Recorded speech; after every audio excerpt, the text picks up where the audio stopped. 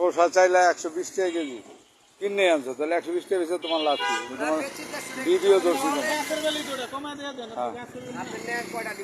কি এক বেটি বেল লইছে, মানে বেল ফাটাইছে, মানে পচা কয় না, এটা বলে এমনি পাইকা এরকম হয়েছে। তাই তো বেশি পাকছে না, বেশি পাকছে নরম হয়ে গেছে পাইকা, মানে ভালো করে চেক দিয়ে দেখেন তো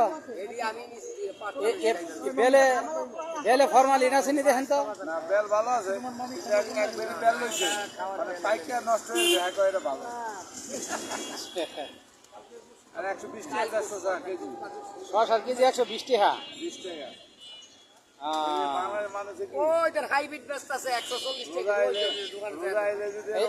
এটা কি আলাদা স্পেশাল গাছ?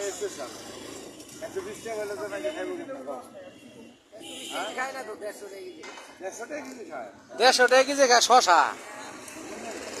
এই যে দোকানদার, এই যে আমাদের এলাকার দোকানদার ভাই, ম্যাজিস্ট্রেটের কাছে দিতে হইব, এই যে ইয়া আনতেইব, হ্যাঁ ম্যাজিস্ট্রেট আনতে হইব। মেজেস্ট্রেট না ওনারে ধরা দিতেইব, উনি শুরু করে দিতে।